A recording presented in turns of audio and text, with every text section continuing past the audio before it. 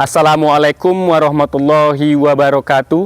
Kepada yang terhormat Bapak Ibu Guru Dosen Penguji Uji Kinerja, perkenalkan nama saya Niswan, mahasiswa PPG Guru Tertentu tahap 2 tahun 2025, bidang studi Pendidikan Pancasila LP3 Universitas Negeri Medan Unimed. Pada hari ini saya akan melaksanakan praktek pembelajaran dalam rangka penilaian uji kinerja di SMP S Budi Mulia Manggala. Demikianlah perkenalan saya. Sekian dan terima kasih. Selamat menyaksikan. Wabillahi taufiq wal hidayah. Wassalamualaikum warahmatullahi wabarakatuh. Assalamualaikum. Waalaikumsalam warahmatullahi wabarakatuh. Selamat pagi semuanya. Pagi, Pak. Mana kabarnya hari ini? Sehat semua? Sehat. Alhamdulillah. Oke, sebelum belajar kita berdoa terlebih dahulu agar proses pembelajaran kita diridhoi oleh Tuhan Yang Maha Esa. Pada ketua kelas silakan pimpin berdoanya. Teman-teman, sebelum kita belajar, mari kita berdoa menurut agama dan kepercayaan kita masing-masing. Berdoa dimulai. Berdoa selesai. Oke. Baik, semoga Tuhan mengabulkan doa kita pada hari ini. Untuk selanjutnya seperti biasa kita melakukan nyanyi kebangsaan. Oke, untuk anak-anak Bapak yang baik semuanya silakan berdiri. Kepada anak kami Andini silakan maju untuk dirjen.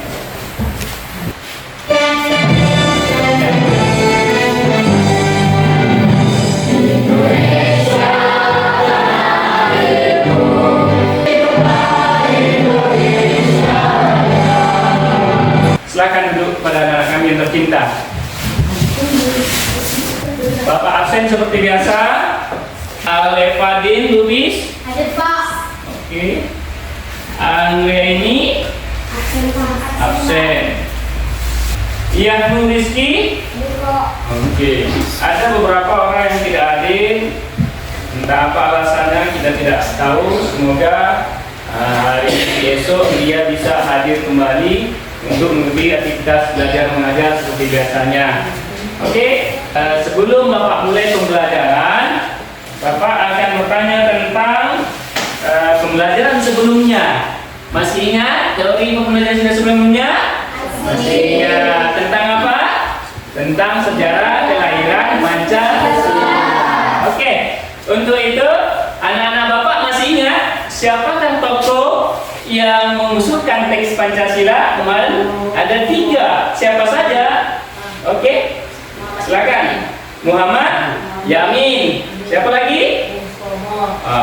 Supomo. Selanjutnya El Segano. Tepuk tangan untuk tokohnya.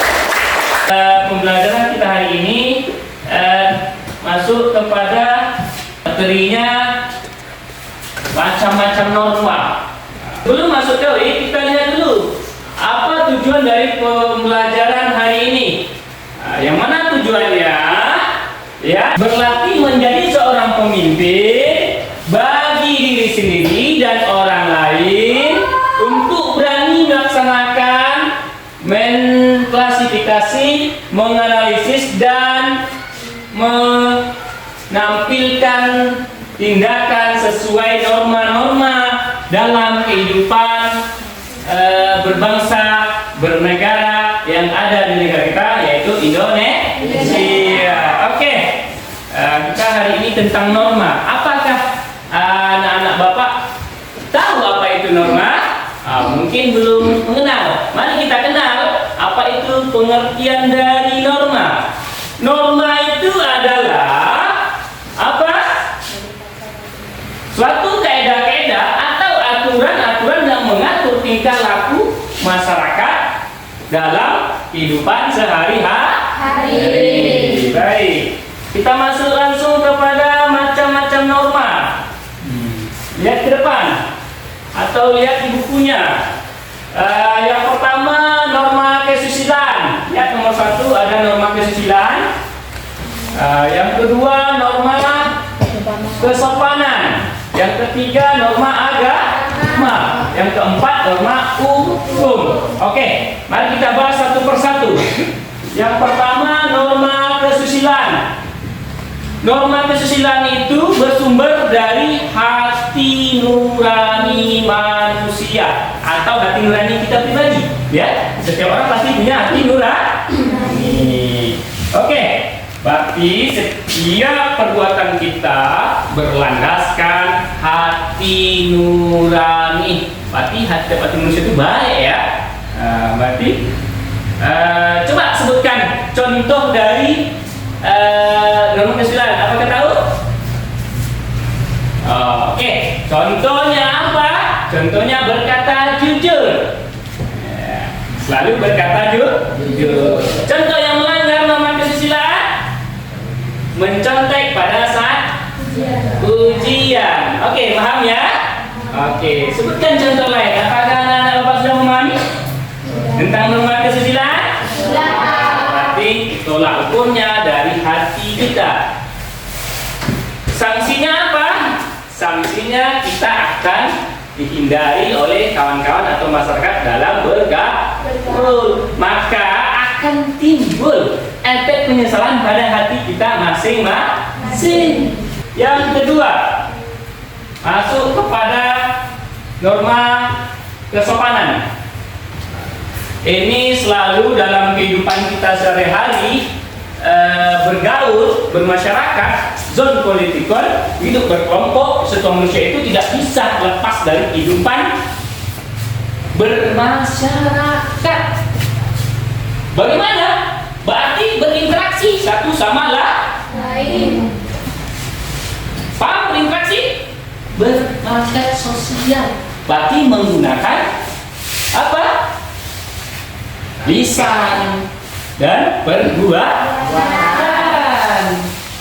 Norma kesopanan itu artinya atau pengertiannya bersumber dari aturan kehidupan suatu masyarakat itu sendiri. Masyarakat satu dengan masyarakat lain belum tentu sama. Norma kesopanannya, karena faktor wilayah, faktor adat istiadat, faktor kebudayaan, faktor kebiasaan suatu bangsa itu, ya tidak sama. Dan sebagai seorang pelajar atau sebagai seorang masyarakat, kita harus mentaati norma kesopanan yang ada suatu masyarakat itu. Seperti apa? Pepatah yang mengatakan, pepatah Melayu, pepatah Minang, di mana bumi dipijak, di situ langit dituju. Berarti di mana kebiasaan masyarakat tempatan itu yang harus kita lakukan.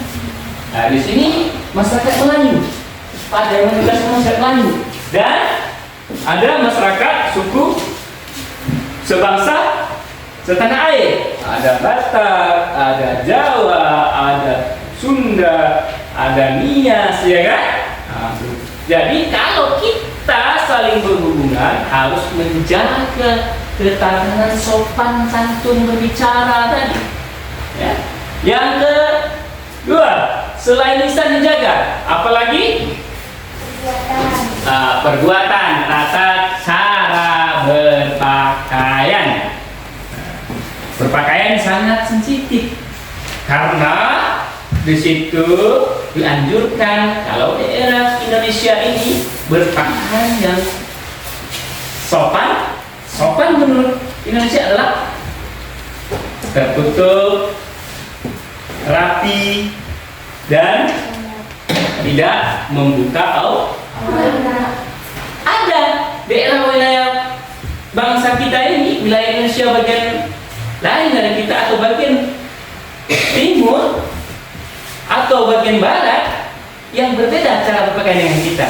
Berarti itulah strata kesopanan, tata cara berpakaian. Ya. Kalau di daerah kita berpakaian, daerah Riau ini harus berpakaian rapi, sopan, aurat tertutup.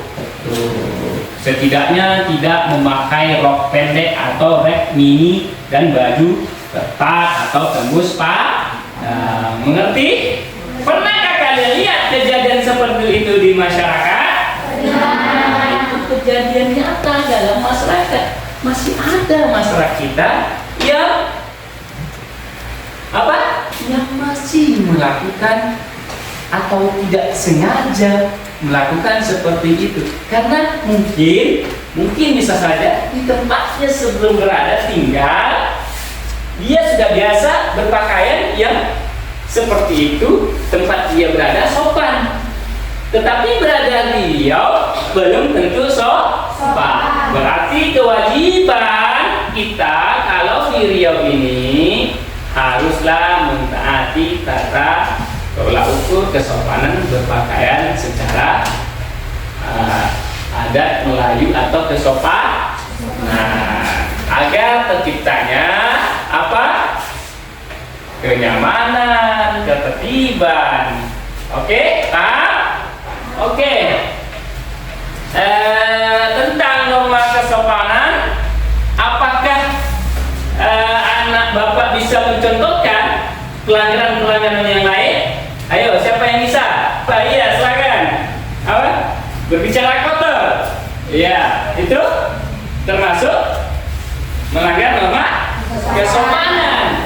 Iya, contohnya kebiasaan kita sehari-hari bergaul dalam lingkungan tempat tinggal. Terkadang ada orang yang terucap salah melakukan kata-kata yang kotor. Berarti secara otomatis norma kesopanan itu terlanggar. Apakah akan terjadi dalam masyarakat bila seseorang melakukan pelanggaran selalu terhadap norma kesopanan ini? Apa sanksinya? Akan dikucilkan oleh masyarakat. Ya, oke. Yang selanjutnya, norma agama. Bangsa kita, bangsa Indonesia, Negara Kesatuan Republik Indonesia ini mengakui adanya agama. Seperti yang tertuang dalam Undang-Undang Dasar. Di pasal 29 itu, negara menjamin setiap warga negaranya untuk memeluk agama.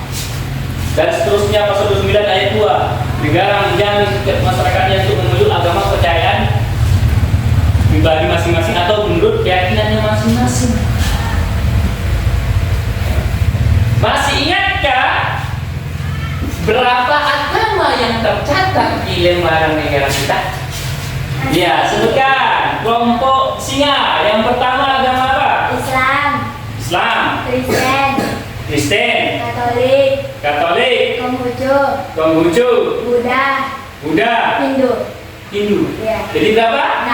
6. Coba kita ulangi secara bersama-sama. Yang pertama Islam. Yang kedua Kristen Katolik. Yang ketiga Kristen Protestan. Yang keempat Hindu. Yang kelima Buddha. Yang keenam Konghucu. Ini norma yang ada di Indonesia. Ya. Nah, berarti mengakui ada agama.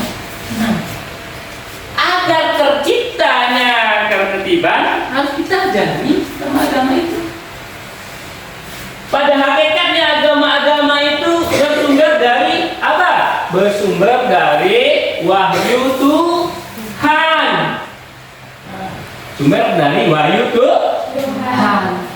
Setiap aturan itu bersumber dari wahyu Tuhan. Setiap agama yang 6 tadi pasti punya Alkitab masing-masing.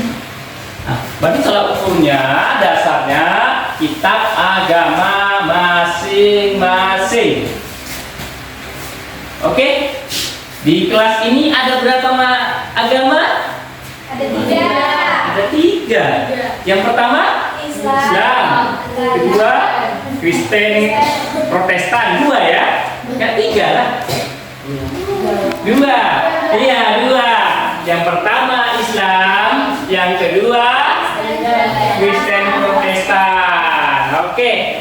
Kalau Islam sumber hukumnya apa? Al-Qur'an. Berarti orang Islam harus berpatokan kepada nilai-nilai agama Islam yang berdasarkan dari Al-Quran. Begitu juga dengan agama Kristen Protestan yang ada di kelas ini, pasti beracukan kepada Alkitab atau disebut dengan Kitab Injil. Oke, paham sampai di situ? Selanjutnya masuk kepada norma hukum. Bukan punya, biar agak sinkron menyambung. Norma hukum adalah peraturan mengenai tingkah laku manusia dalam pergaulan masyarakat dan dibuat oleh badan resmi negara serta bersifat memaksa. Terus apa lagi? Sifat memaksa. Dan harus ditaati oleh masyarakat.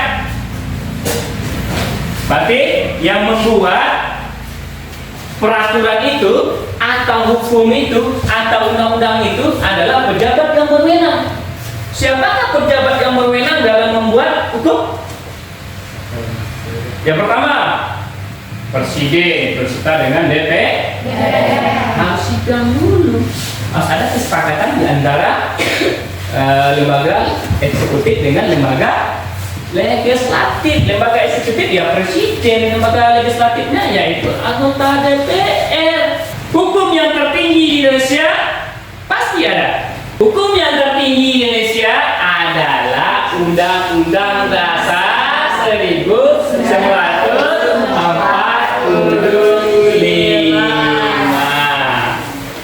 Disebut juga dengan konstitusi hukum dasar karena urutan ke bawah dari undang-undang dasar itu bersumberkan berpatokan kepada undang-undang dasar itu sendiri. Kenapa? Karena dalam undang-undang dasar itu terdapat pembukaan undang-undang dasar. Dalam pembukaan undang-undang dasar itu terdapat apa lagi? Pancasila. Pancasila itu adalah ideologi negara kita. Sumber dari segala sumber hukum. Masih ingat 5 Pancasila itu? Yang pertama apa? Yang kedua? Yang ketiga? Yang keempat?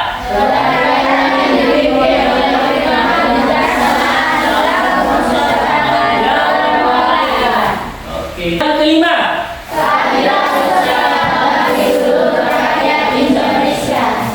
Pancasila itu terdapat dalam pembukaan Undang-Undang Dasar 1945.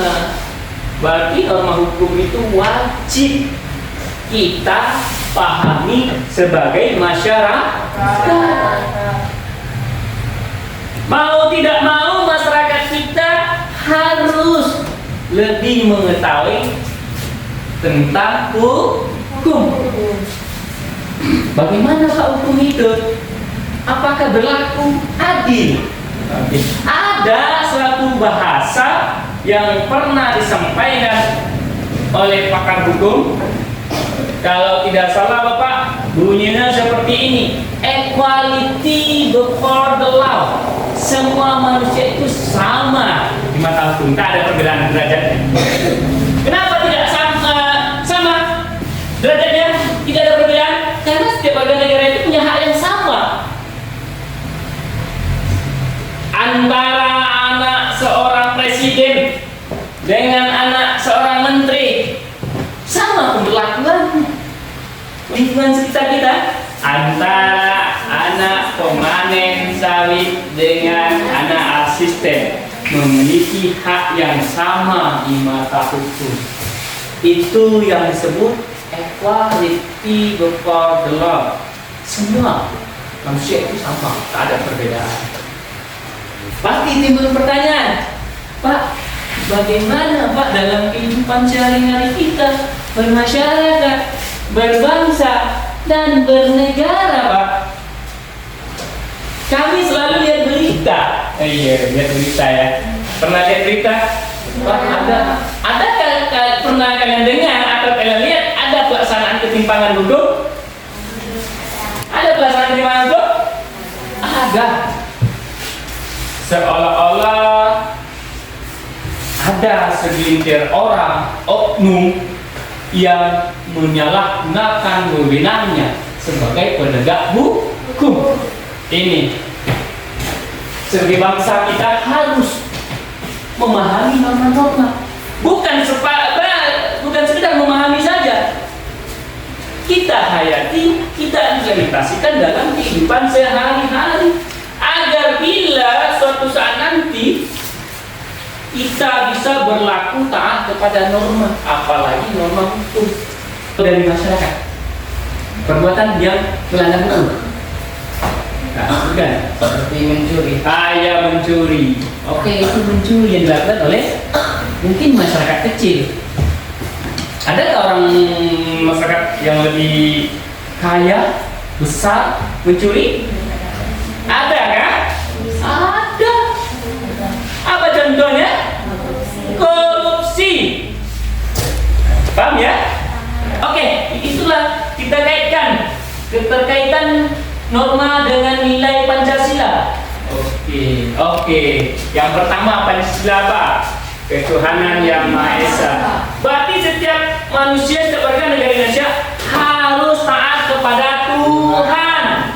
Apa contohnya? Itu norma ketuhanan ya. Contohnya apa? Rajin beribadah.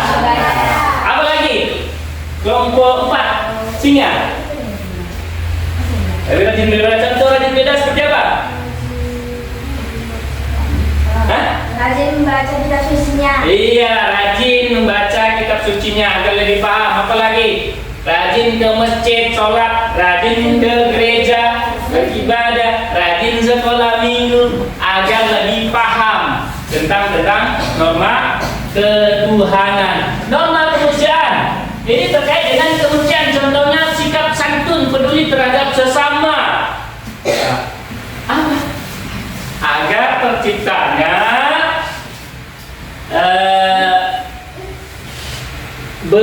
nilai-nilai kesamaan derajat tadi. Ya, kemanusiaan ya. Terus yang ketiga, apa? Lihat di situ. Yang ketiga, norma persatuan. Menurut norma yang berkaitan dengan nilai persatuan, contohnya apa? Menjaga perdamaian. Ini bangsa kita wajib menjaga perdamaian agar tercipta persatuan.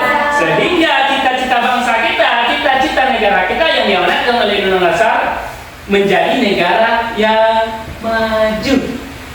Paham ya? Yang maju. Selanjutnya norma kerakyatan merupakan norma yang terkait dengan kerakyatan, seperti norma untuk selalu berkomunikasi dan berdialog, bermusyawarah dan berdemokrasi. Ini sila keempat ini sila dasar landasan asas berdemokrasi dalam negara kita. Musyawarah mufakat, bermusyawarah, berdemokrasi, berdialog. Ini sumber dari demokrasi. Makanya negara kita sebut dengan negara demokrasi Pancasila. Setiap sesuatu itu harus bersumber dengan Pancasila. Setiap perkara itu harus dimusyawarahkan, harus cari solusi, harus dioptimalkan agar tercipta kedamaian, ketertiban, keberlangsungan hidup yang tentram. Ya, yang kelima, keadilan sosial bagi seluruh rakyat Indonesia. Berkaitan juga dengan tidak perlu kita jelaskan lengkap. Sampai di situ, Pak? Oke, ada pertanyaan? Tidak. Oke. Yang selanjutnya kita bahas tentang hak dan kewajiban pada norma. Pengertian hak. Hak itu adalah hal-hal yang harus apa sih itu? Diperoleh. Karena hak itu sudah didapat dari semenjak lahir. Contohnya hak apa? Hak asasi manusia. Sudah hak untuk hidup, hak untuk mendapatkan pendidikan yang layak, hak untuk mendapatkan mendapatkan pelaksanaan hukum yang sama sebagai seorang siswa. Haknya apa? Untuk mendapatkan pendidikan yang layak. Berarti siapa yang memenuhi hak kalian itu? Yang pertama mungkin orang tua, sekolah, negara. Negara lah sekarang yang sudah berusaha, berupaya untuk mensejahterakan atau menunjang untuk pendidikan bangsa kita. Itu tentang hak. Kewajiban. Apa kewajiban? Hal-hal yang harus dilakukan. Dalam Kamus Bahasa Indonesia dapat diartikan sesuatu yang harus dilaksanakan. Itu sebagai seorang anak, sebagai seorang siswa, sebagai seorang regenerasi bangsa, apakah yang mesti kalian lakukan? Sebutkan salah satu di antara 3 tadi. Sebagai seorang anak, apa yang kewajibannya apa seorang anak? Iya, kelompok gajah menyatakan membantu kedua orang tua. Tepuk tangan. Menghormati orang tua. Menghormati kedua orang tua. Ya, tepuk tangan. Berikan contoh sebagai kewajiban sebagai seorang siswa. Belajar dengan sungguh-sungguh. Iya, belajar dengan sungguh-sungguh. Apa kewajiban kalian sebagai regenerasi bangsa untuk mengisi kemerdekaan itu sendiri? Ayo, mengejar prestasi di bidang apapun untuk memberi nama baik bangsa dan negara kita. Baik, itu saja materi kita pada hari ini.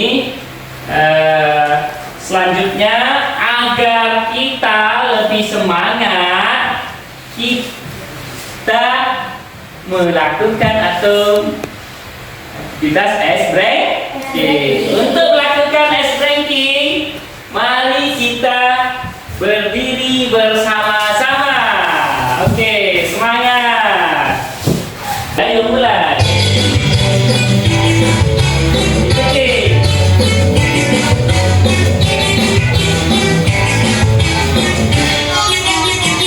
Tangan dibuka.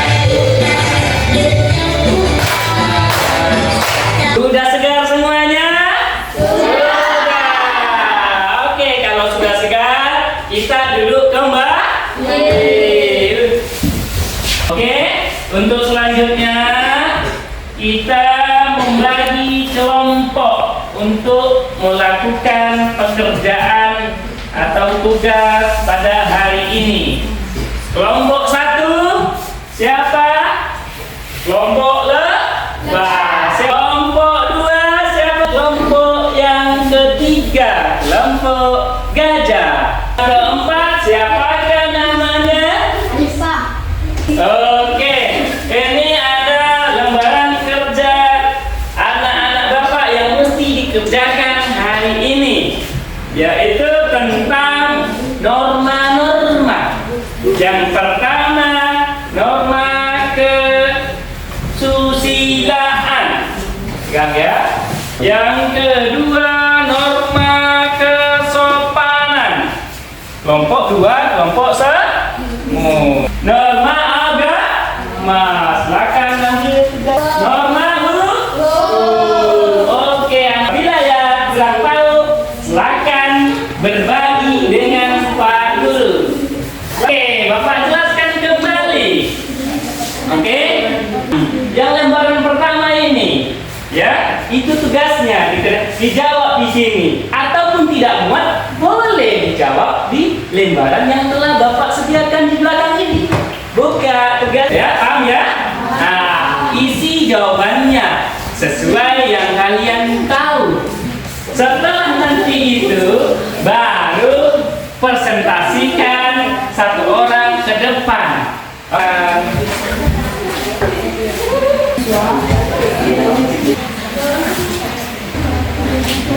Sudah ada yang siap, silakan mempresentasikan ke depan. Oke, kelompok, dengarkan ya satu-satu dulu ya. Kelompok 1, kelompok lebah telah siap. Nah, maka akan diwakili oleh Dini. Silakan kepada Dini untuk mempresentasikan hasil kerja kami dan kenalkan kami dari kelompok. Perkenalkan, saya dari kelompok 1, nama kelompok saya kelompok 2. Saya mewakili dari teman-teman saya. Yang pertama, soalnya apa yang terjadi di dalam gambar tersebut? Seorang siswa yang sedang mencontek. Nomor 2, peristiwa di samping melanggar norma kesusilaan. Apa yang harus dilakukan agar tidak melanggar norma kesusilaan? Contohnya, saat ujian, sebaiknya kita belajar supaya kita tidak mencontek terhadap satu sama lain. Oke, tepuk tangan untuk kelompok 1. Silakan untuk kelompok yang selesai, kelompok 4 tadi ya. Perkenalkan, saya dari kelompok 4 yang bernama kelompok Singa. Saya mewakili teman-teman saya. Saya akan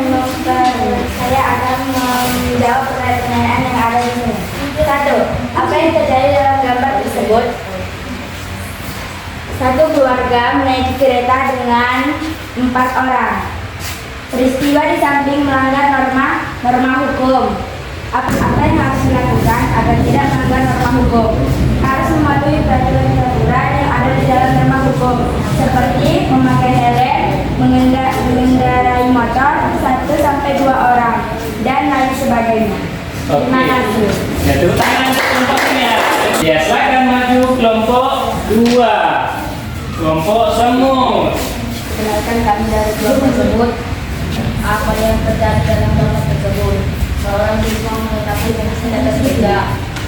Kedua, peristiwa di samping melanggar norma kesopanan. Kelima, apa yang harus dilakukan agar tidak melanggar norma kesopanan? Kita tidak boleh atau menjauhi perlakuan yang buruk. Ya, terima kasih kelompok 2. Oke, silakan kelompok 3 presentasikan. Perkenalkan, kelompok kami adalah kelompok gajah, kelompok 3. Saya mewakili teman-teman saya. Apa yang terjadi dalam gambar tersebut? Ada seseorang sedang minum alkohol. Peristiwa di samping melanggar norma agama. Apa yang harus dilakukan agar tidak melanggar norma agama? Tidak boleh minum minuman keras, beribadah sesuai agama masing-masing, pelajari agama masing-masing, dan menjalani agama dalam kehidupan sehari-hari. Terima kasih. Oke, terima kasih kelompok 3. Bapak lihat dari penyampaian tadi, hasilnya sangat memuaskan semuanya. Tepuk tangan dulu. Kelompok gajah meraih nilai 100. Tepuk tangan. Kelompok semut mendapatkan nilai 100. Kelompok lebah mendapatkan nilai 100. Untuk kelompok terakhir mendapatkan nilai 100. Yang perlu ditekankan kembali adalah menggali diri pribadi untuk lebih bisa mengolah emosionalnya, mengolah dirinya pada saat menyampaikan di depan presentasi. Timbulkan percaya diri kalian masing-masing. Apakah anak-anak Bapak sudah paham dengan 4 norma tadi? Sudah. Berikan contoh pelanggaran norma agama. Kelompok singa. Mencuri. Contohnya. Kesimpulannya, setiap warga negara wajib untuk memahami, melaksanakan norma-norma itu sendiri dalam kehidupan bermasyarakat, berbangsa, dan bernegara agar tercipta ketentraman, kedamaian, ketertiban, dan keadilan sosial bagi seluruh rakyat Indonesia. Oke, Bapak kasih tugas 1 persatu per kelompok untuk di rumah. Iya. Cari 5 contoh pelanggaran norma di lingkungan pribadi atau lingkungan masyarakat kita masing-masing. Dituliskan di lembaran jawaban ini. Terima semua? Nah, oke, mari kita akhiri. Silakan dipimpin oleh ketua kelas. Teman-teman, sebelum kita pulang, mari kita berdoa agama dan kita masing-masing. Berdoa dimulai. Berdoa selesai. Oke.